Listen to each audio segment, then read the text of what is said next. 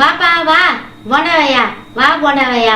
புஷ்பாக்கா, என்னக்கா அடுத்த வாரம் தீபாவளி வருது, புது துணி எடுத்துட்டியா, பட்டாசு வாங்கிட்டியா, நகை நட்டு வாங்கிட்டியா? துணிமணி எடுக்கிறாங்க துணிமணி. வருஷம் தீபாவளி வருஷம் எல்லாம் இந்த வீட்டுல பஞ்சாயத்து தானே வந்துருக்குது. இதுல துணி எடுக்கிறாங்க மணி எடுக்கிறாங்க. எதுவுமே எடுக்கலப்பா. இன்னும் எதுவுமே வாங்கலையா? துணியும் வாங்கல மணியும் வாங்கலையா? என்னக்கா இப்படி சொல்ற? ஆமா, நீனா ரொம்ப சந்தோஷமா இருக்கிறிய. நீனா துணிமணி ஸ்வீட் எல்லாம் வாங்கிட்டியா? போன வாரமே எனக்கு பட்டு சொக்கா பட்டு வேஷ்டிய, என் பொண்டாட்டிக்கு பட்டு புடவை, பசங்களுக்கெல்லாம் நல்ல ரிச்சான துணி வாங்கி கொடுத்தாச்சுக்கா. அது மட்டும் இல்ல, பொண்டாட்டிக்கு 2 சவரன் செயின் வேற வாங்கி கொடுத்தாச்சு.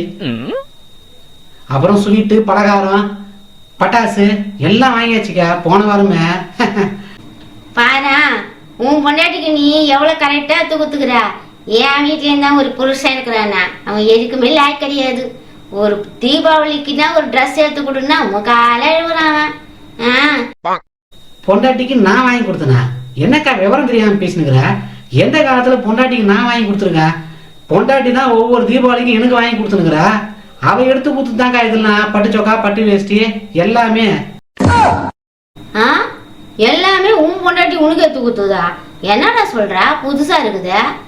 கல்யாணத்துக்கு முன்னாடி நான் என்ன சொல்லியிருந்தேன், எனக்கு வீட்டுல இருக்கிற பொண்ணுங்களை விட வேலைக்கு போற பொண்ணா பார்த்தா கல்யாணம் பண்ணணும்னு அப்பயே சொன்னா இல்லையா? அதான்க்கா என்னுடைய கொள்கை. ஏன்னா வேலைக்கு போற பொண்ணுங்கிட்ட தான் காசு நடமாட்டம் அதிகமா இருக்கும். பிற்காலத்துல நான் வேலைக்கு போகாம ஒரு நிலைமை வந்ததுன்னு வச்சுக்கா, பிற்காலம் என்ன எந்த காலத்துலயும் வேலைக்கு போறது கிடையாது. அதனால அவ வேலைக்கு போய் அந்த காசை எனக்கு கொடுத்து இந்த லைஃபை வாழறதுக்கு தான் நான் முன்கூட்டியே கணக்கு போட்டு வச்சிருந்தேன். அதனாலதான் ஒவ்வொரு தீபாவளியும் எனக்கு ரொம்ப ஜாலியா போயிருக்குதுக்கா. வருஷம் வருஷம் என்ன நல்லபடியா பாத்துக்கிறாக்கா. ஆமா,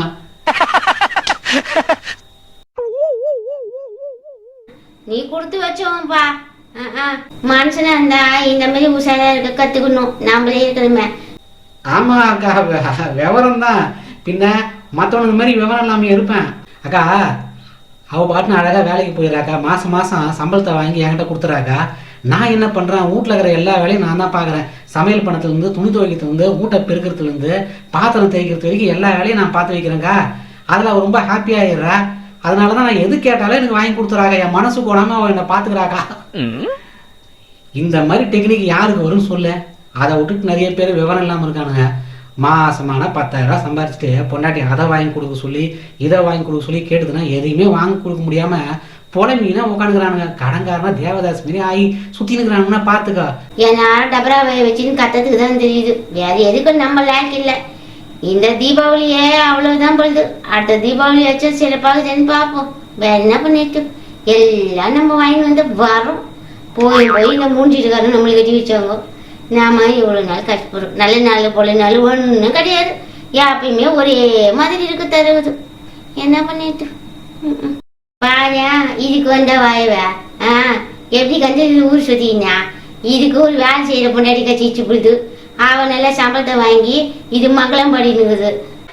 பாராட்டுறியா இல்ல கிண்டல் அடிக்கிறியா? போறாம உனக்கு. அதனாலதான் உன்ன நீ எதுவும் வாங்கல. சரி, அண்ணன் இருக்காரா வீட்டுல? பாக்கணும். எங்க ஒரு அதுவா, அது வேலைக்கு தான் போகுதுன்னு நினைக்கிறேன். ஆனா இன்னும் வரல வீட்டுக்கு. ஆமா, நீ எதுக்கு கேக்குற? வேலைக்கு போய்கிறாரா? அப்படியா? அது ஒண்ணு இல்லக்கா, அவர் எதுக்கு இதெல்லாம் கஷ்டப்பட்டுங்கிறாரு? அவரை பார்த்து சில ஐடியாக்கள்லாம் சொன்னா அவருக்கும் வருஷம் வருஷம் தீபாவளி செமையா இருக்கும்ல, அதான் அவரை கேட்டேன். இது கூட பேசினா கடைசியில அவன் என்ன வேலைக்கு போக வச்சுட்டு இது மாரி உட்காந்து சாப்பிடுவான். எதுக்கு இந்த வம்பு? அந்த ஆள் இப்ப வரமாட்டாருப்பா. அவர் வரத்துக்கு கொஞ்சம் லேட் ஆகும். இதுதான் உள்ளே குசு குசுன்னு பேசினுக்குது. இது என்னத்த பேசுறது? அதான் ஒண்ணு இல்லைன்னு தெரிஞ்சு போச்சு. பட்டாசு இல்லை, துணிமணி இல்லை, பலகாரம் இல்லை, ஒண்ணு இல்லை. தீபாவளிக்கு வாங்கி விட்டு இவ்வளவு உனக்கு. சரி நான் கிளம்புறேன். நம்மளுக்கு தீபாவளி செம்மையா இருக்குது. பலகாரம் வேற வாங்கி வச்சுக்கிட்டு வா வான்னு கூப்பிட்டுக்கிறா. மனுஷனா இருந்தா இந்த மாதிரி உஷாரா இருக்க கத்துக்கணும். நாமளே இருக்கிறோமே.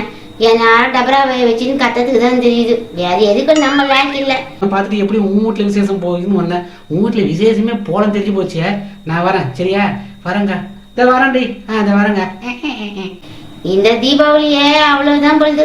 அடுத்த தீபாவளி வச்சு சிறப்பாக செஞ்சு பார்ப்போம்.